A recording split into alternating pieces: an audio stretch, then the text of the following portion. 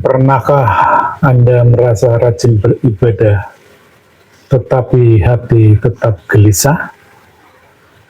Atau Anda menjalankan semua aturan agama, tapi hidup seperti tak pernah berubah? Hati-hati, bisa jadi Anda sedang beragama secara bawah sadar, hanya mengulang-ulang ritual tanpa kesadaran rohani. Dan dalam hukum law of attraction, alam bawah sadar Anda akan memancarkan getaran kosong, dan yang Anda tarik pun hanya kekosongan. Disinilah letak bahayanya. Agama berubah menjadi rutinitas yang justru memblokir sinyal rohani kepada Tuhan. Agama bawah sadar justru mendowngrade kualitas diri kita. Muhammad Abduh berkata, "Aku pergi ke negara barat, aku melihat Islam tapi tidak melihat orang Muslim. Dan aku pergi ke negara Arab, aku melihat orang Muslim tapi tidak melihat Islam." Assalamualaikum warahmatullahi wabarakatuh. Kembali hadir Mbah Mun Ajat Karimullah, sebuah channel yang mengampu tasawuf dalam perspektif ilmiah eksakta. Kami adalah pelaku tarekat arwah, tarekat ruh, atau tarekat qadim, sehingga bahasan kami fokus pada entitas ruhania. Tujuan utama kami yaitu dalam rangka udkhulu fis silmi kafah. Masuklah ke dalam Islam secara kafah. Beragama harus lengkap, baik yang jasmani maupun yang rohani, yang baru maupun yang qadim, yang duniawi maupun yang ukhrawi. Bahasan kali ini tentang model beragama berdasarkan potensi diri kita. Ketika kita keliru metodologinya, bukan berspiritual, namun justru terdowngrade ke alam bawah sadar. Beragama tapi tidak rasional, tidak terbimbing, mudah marah, fanatik buta, suka mengkafirkan orang, sibuk mencari dalil, tapi Tuhannya tidak ketemu. Man arafa nafsahu faqad arafa rabbah. Siapa yang mengenal dirimu, maka ia mengenal Tuhan. Pemirsa dimanapun berada, agar memudahkan pemahaman kita, izinkan saya tampilkan slide berikut ini. Slide ini menggambarkan tentang model beragama ditinjau dari perspektif diri kita, bahwa sesungguhnya diri, jiwa, atau nafs adalah hasil interaksi dari 4 komponen abstrak yang ada dalam diri manusia, yaitu ruh yang merupakan tiupan atau percikan ilahiyah, kemudian akal, naluri, dan kolbu. Dan faktanya, jasad hanyalah sebagai alat, sebagai cangkang saja, namun hakikatnya yang menggerakkan diri kita adalah 4 komponen tersebut. Siapa yang dominan dalam interaksi tersebut, itulah kualitas diri kita. Demikian halnya ketika beragama, komponen apa yang paling dominan dalam menjalankannya, itu pula lah yang akan mencerminkan bagaimana kita dalam beragama. Dalam gambar tersebut terbagi menjadi 3 lapisan. Lapisan paling atas adalah lapisan ruh atau alam metafisika ultra. Itu sekaligus sebagai batas alam dunia. Walaupun roh terikat oleh jasad, namun sesungguhnya dia berada di alam sebelahnya, di alam akhirat, di alam qadim. Kemudian di bawahnya adalah alam fisika yang dapat dipahami oleh akal empiris dan mengikuti hukum-hukum sunatullah. Dan di alam terbawah adalah alam metafisika infra. Sehingga ini yang menjadi hal yang perlu sangat berhati-hati karena sifatnya sama. Alam ruh juga alam metafisika, dan alam bawah sadar ternyata juga metafisika. Yang membedakan adalah ultra dan infra. Pemirsa dimanapun berada, ternyata dominasi atas komponen tersebut mempengaruhi cara kita beragama, yaitu ketika naluriah kita menjadi dominan dalam beragama, maka kualitas beragama kita sesungguhnya hanyalah sebatas ritual semata. Kita beragama berada di alam bawah sadar. Beberapa persifatan terkait beragama di alam bawah sadar. Yang pertama adalah afirmasi. Jadi sifatnya hanya memberikan sugesti secara terus-menerus ke alam bawah sadar kita. Oh, Tuhan saya ini. Oh, saya menjalankan ibadah ini. Nanti akan diterima, akan dapat pahala, akan dapat surga, dan seterusnya, dan seterusnya. Yang intinya, keyakinan yang kita peroleh adalah berdasarkan perasaan, hasil dari afirmasi yang berulang-ulang ke dalam diri kita.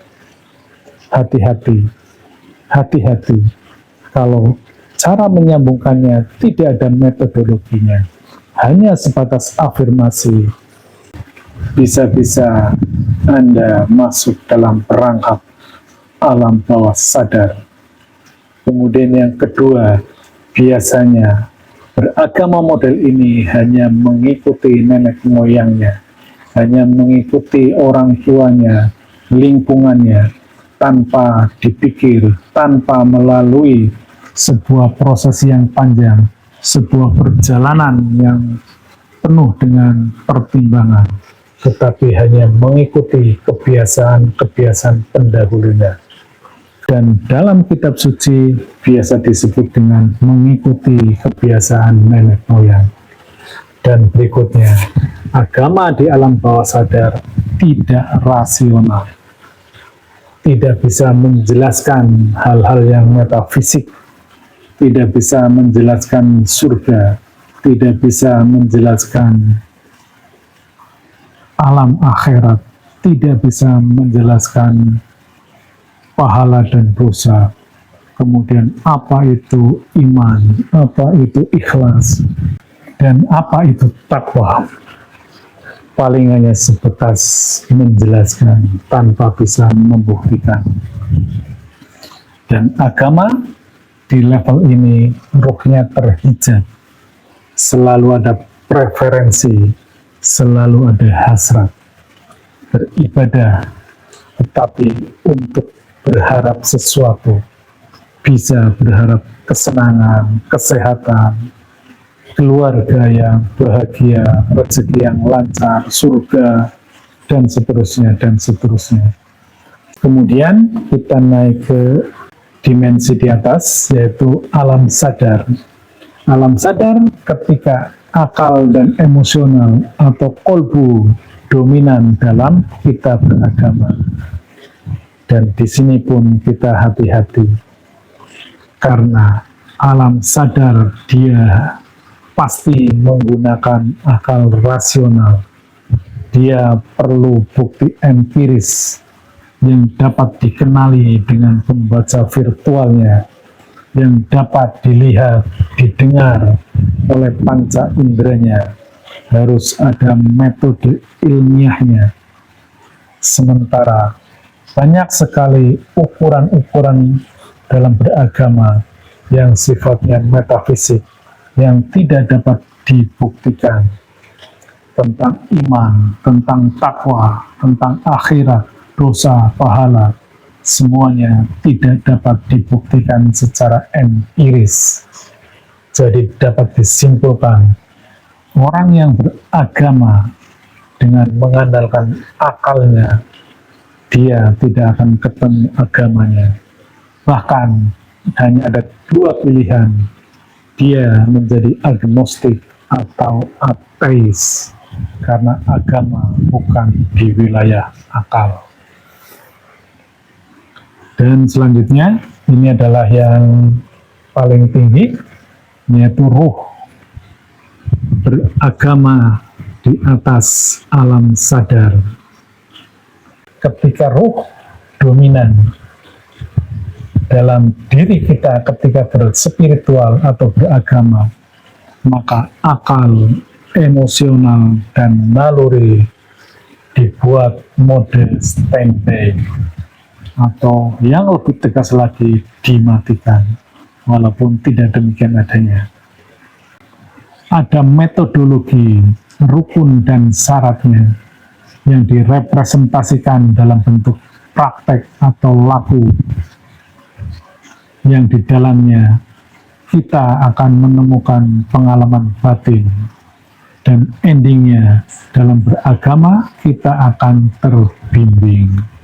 Dan ini sebagaimana seluruh kisah-kisah para nabi, para rasul, para pencari Tuhan, seluruhnya pasti diawali dengan pembersihan jiwa atau tazkiyatun nafas. Banyak mereka mengasingkan diri di gua-gua, di hutan, di tempat-tempat yang terpencil sampai jiwanya bersih. Barulah Tuhan berkehendak, Tuhan mengizinkan untuk ruhnya dapat hidup dan bersambung. Inilah hakikat yang sesungguhnya. Spiritual hanya bisa dijalankan oleh ruh. Pemirsa dimanapun berada, berikut saya sampaikan dalil terkait metode beragama. Yang pertama, Al-Baqarah 170 yang artinya, dan apabila dikatakan kepada mereka, ikutilah apa yang telah diturunkan Allah, mereka menjawab, tidak, kami hanya mengikuti apa yang kami dapati dari nenek moyang kami. Inilah model agama naluri, hanya berdasarkan naluriahnya saja.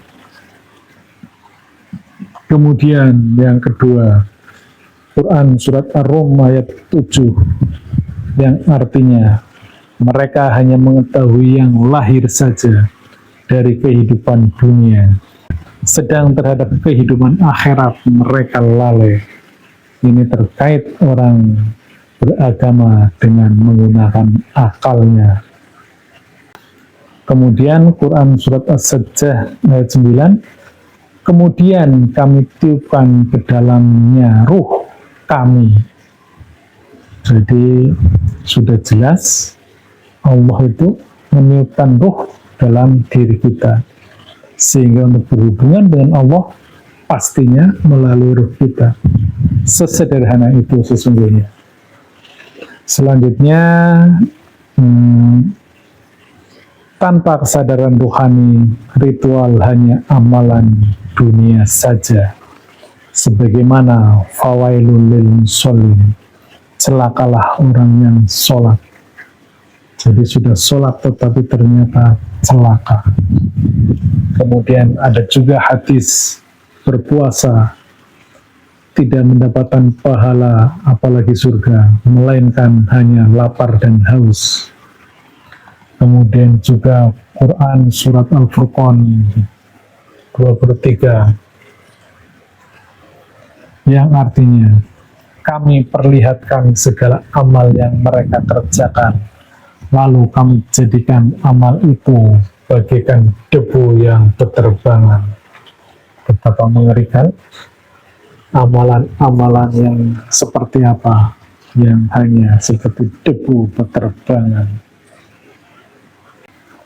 Pemirsa dimanapun berada, sebelum saya akhiri, izinkan kami menyampaikan poin-poin kritikal untuk lebih menekankan apa yang telah kami sampaikan. Yang pertama, jika Anda hanya ingin menjadi orang baik, sopan, teratur hidupnya, bahagia, empati, bijaksana, dicintai banyak orang, Anda tidak perlu agama.